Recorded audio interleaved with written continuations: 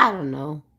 But let me just start really quickly by saying um, the reason I haven't been uploading as much content as I would like within these past several weeks is because a week ago on Thursday, my daughter was in the urgent care.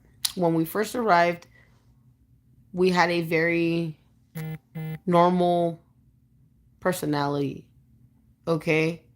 You know, she was desperate for the help, so was I, because I don't want my baby to be hurting, okay? And you know, the lady who was the registering RN was awful. She was disgustingly racist, disgustingly rude. You know, I just didn't have the patience to deal with an ugly person like that, okay?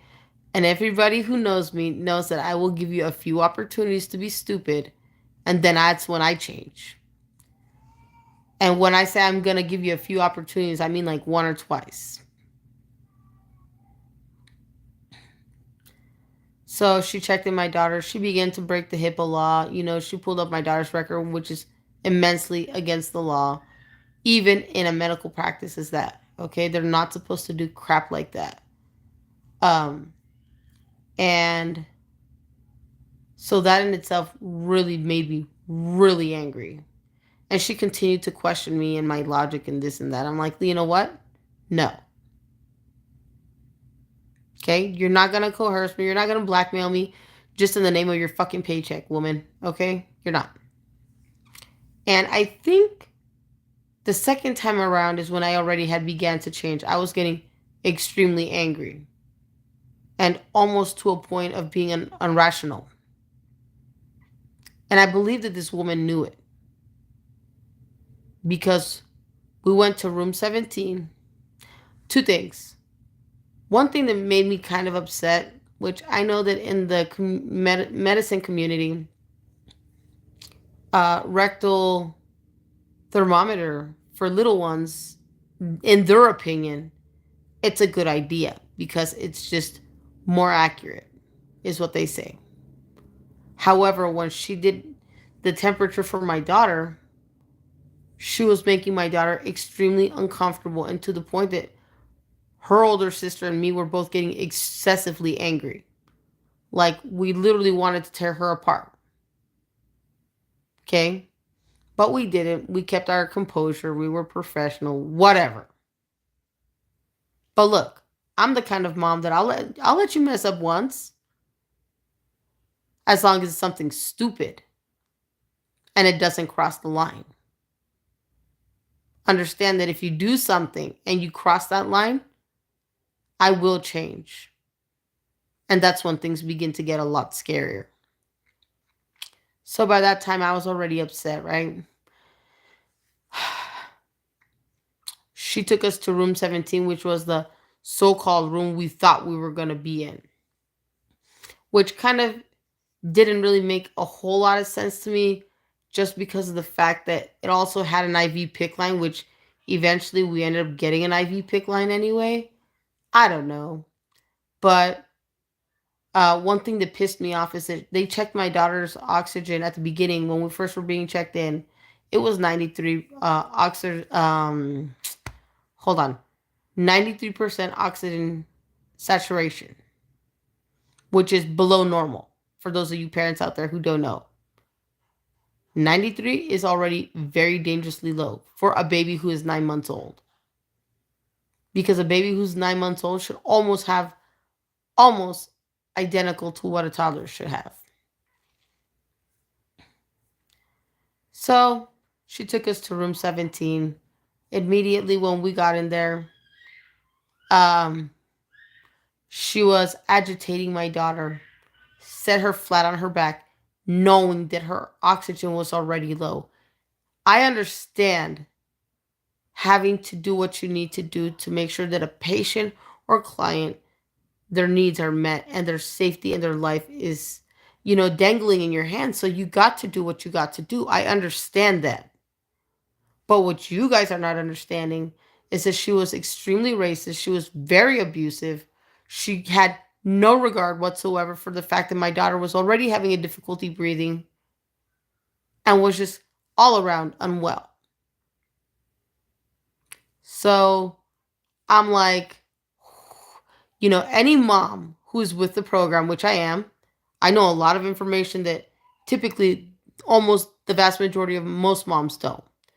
Now, there's also a group, a mom militia that I belong to, and the Freedom Angels, and plus I'm a part of the other Freedom Angels from Anonymous and all that, but that has nothing to do with anything. The mom militia is a group of committed mothers who know a lot about medicine and who also know how to shoot a gun, etc. I'm a part of that. I think I'm actually the only mom who hasn't legally purchased an arsenal because I'm a mom of 5 kids. Now, if I only had 1 or 2 kids, okay, I could get away with probably buying a safe, putting it in the safe, and being secure with my decision, knowing that my kids are going to be safe. I don't feel like that at all. I got 5 kids who are rambunctious, constantly all over the place. I got to keep them safe and make sure that they're okay. So, I told myself, I'm going to eventually get myself a 9mm. I went to the gun shop already. I was already looking into it. Um, Basically, that's just what it is. But that has absolutely nothing to do with what we're discussing here. This has stuff to do with medicine. So those are the groups that have mothers who are educated enough to know about medicine. I myself study natural holistic medicine for over 9.5 years, which is why I'm at a position to cure my family here at the house. However, the reason that I brought my daughter into the ER was because she had a very high fever. These were some of the very first emerging symptoms: high fever, unusually sore throat, um, immense lack of appetite. Like, we just couldn't get her to eat. Would give her formula bottle, she'd chuck it away from us. It really got to a point to where I could only give her like a Kool-Aid, and that was just like the saving grace because at least she was getting some kind of fluids in her. You know what I mean? And so that was really a saving grace for us. She was at least at the very minimum hydrated. And I think the only time she would settle for anything was when we were eating regular food and she would be like, give me that. Or she would just take it on her own. My baby's 9 months, so my baby's already eating. Um, Also, so when we checked her in, oh, my daughter that was there with me at the urgent care is actually here. Hold on, just sit there. And so she will tell you herself how disgusting this woman was being and how she was breaching the law. And she just did this out of her personal. Okay, what most of you parents don't understand there is that when they like try to blackmail you with the crap shots or whatever you want to call it, um, most of the time it's because they want more personal gain on their paycheck. So that in itself made me angry. Um, Let me just sum things up by saying that um, she brought us to room 17, like I previously stated. She didn't care that my daughter was having difficulty breathing. She didn't have any regard for the fact that her oxygen level was below 93, and it was really a life threatening situation. My daughter could have ended up in the hospital. Who knows where we could have ended up, but I know all of my kids have had RSV. I knew that it was manageable. I knew that she was going to be okay. Um, and so that's one of the components that they're mutating now is that they are putting the flu with RSV, which is why it's becoming a lot more serious because they're mutating that. So now what you do is you bust out all your natural remedies. Go to your local grocery store, y'all. Buy yourself some ginger, buy yourself some garlic, buy yourself some lemons, and I swear on my life, that will be your saving grace because that will get rid of whatever viruses are from the aspect of the flu. Now, for sore throat, you cannot give honey to a newborn baby, so just don't. If you go to CVS, Walgreens, Walmart, Target, maybe they have this medication that's called Burp Bees, and those are engineered for babies. CVS has it, Walgreens has it, Walmart, Target, Albertsons, I think even. Pretty much all the major grocery food store chains. This medication is intended to clear their lungs and to kind of heal the cough. That was another component that was like a saving grace for my daughter because her throat was so sore she couldn't even laugh, she couldn't cry, she none of that. So it was really bad. And then to go along with that, we she had the fever. So these were a few of the tall tale signs that it was time for her to go in. Ezekiel, enough. And so once, like I said, we got her there, this nurse was disgustingly openly racist, very disgustingly rude. Um, she had this composure, she was trying to break the HIPAA laws, which I intend to go after them for. I'm gonna do that this week, as a matter of fact. Um, and so there's that. And then to put us in room 17 to stress out the baby, knowing that her oxygen was already low. You're not supposed to do that. I don't care if you're an RN. I don't care if you're a PA. I don't care if you're a full blown out doctor. You just don't do that. And at some point, I began to get agitated. And so I picked up my daughter. And the other nurses, she went to go get the nurses because I had picked up my daughter. I'm like, look, I'm not going to have you here torturing my daughter, period. Okay. And maybe that's just the kind of jerk that I am. Or you could also look at it from that aspect that I'm defending my daughter's freedom, her medical health care, and everything beyond. So I picked up my daughter, and the one Asian male nurse put the oxygen machine on my daughter's toe, and they also had a pulse reader to kind of continuously be checking on both of those things. Um, so that's when she was picked up. She finally relaxed a little bit. She had that on there, so she was a bit uncomfortable, but overall, she felt a little bit better. Shh. And that's when everybody left the room all of a sudden. The lady was really trying to be coercive with her coworkers, trying to be coercive with me, but she also knew the kind of jerk that I am, and so she didn't even dare try it. So at one point, he asked me, well, what hospital do you want to go to? I'm like, Sunrise, because I know they're reputable. I don't like UMC. And so he began to say, oh, she has to be taken by ambulance. And I'm like, oh, crap. I knew my husband was in the parking lot with the other kids. I'm like, holy shit, I'm going to have to go in that ambulance with her. I'm not going to let them take my baby alone.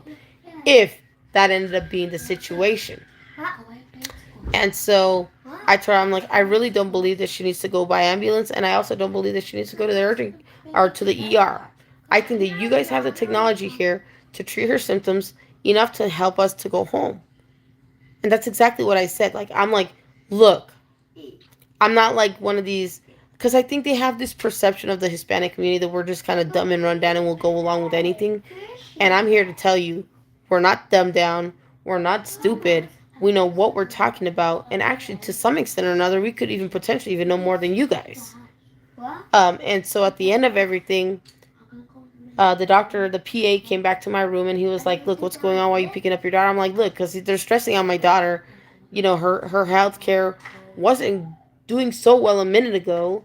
And immediately, once I picked her up, she was suddenly fine. And at the end of everything, um,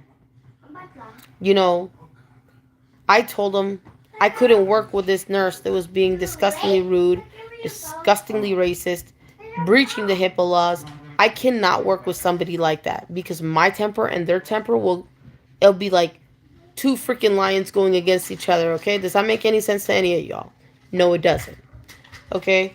And so I'm like, look, I need you to go out there. I need to find me the most loving, most compassionate nurses. And we need to get this IV pick line into my baby.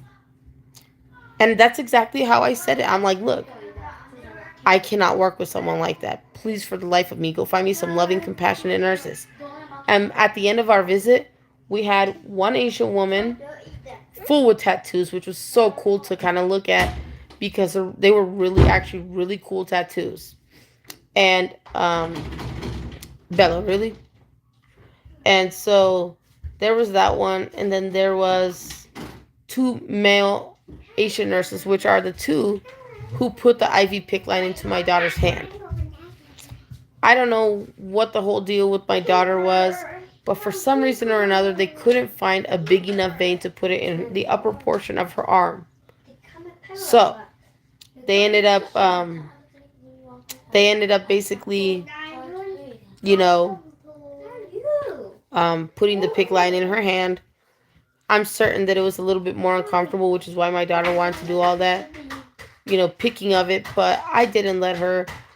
She was, obviously getting an IV in your hand at that age, it's going to be just miserable.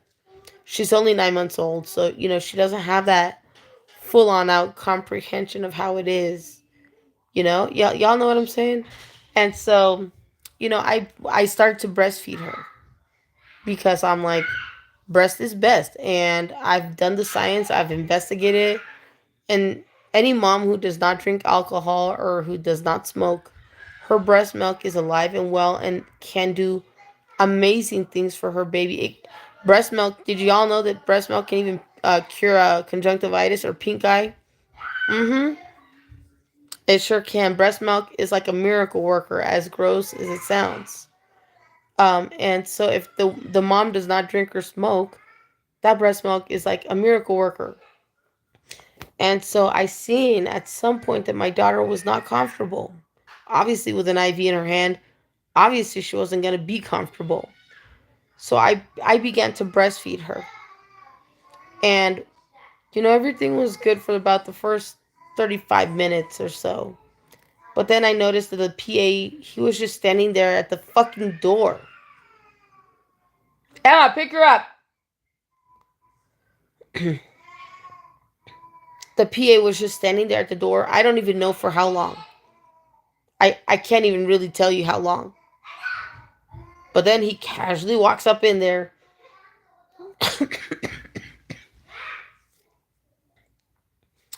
Telling me what has to be done. And I felt so violated. Because I was not even the patient. It was my daughter. I was breastfeeding my daughter. Now understand that you are in a room. You're secluded.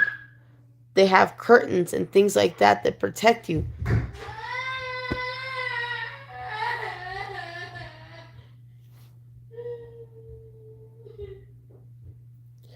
So he was watching for a few minutes, but eventually we were able to leave. And now my daughter's been being treated here with asthma medicine, Vicks, and a couple of other things. And she's doing reasonably well. And then I let her cough on me at some point, and I got it. And it's taken me almost like about 2 weeks and a half to heal from it, but it's okay. Um, and I think that's about it. But for you parents who are first time parents who are combating this virus with the flu and RSV combined, if you got a baby, I highly recommend that you don't drink and you don't smoke and you breastfeed a whole lot. Make sure you get Pedialyte. Yeah, do your job, okay? Get Pedialyte and make sure that even when your baby doesn't feel like they don't want to eat, try to encourage them to eat because that's like added nutrition that is needed. And those things are just always useful. I know for me personally, having a regular diet, like as if I were to eat any other day, that's one thing that probably helped me to get better faster. So you're gonna need to get Pedialyte, um, a lot of breastfeeding and a lot of rest. Those are things that will help you. The Burt's Bees honey medication for the babies, miracle worker. Get elderberry. Once you notice that your baby starts feeling better, you can get probiotic. So all that will help. But don't do the probiotic until the end of the virus, till you realize, or towards the middle of it rather, actually. At the middle of the virus, once you realize that, you begin to successfully be treated. For yourself and for your baby. Because I've been taking probiotic yogurt and it actually does help.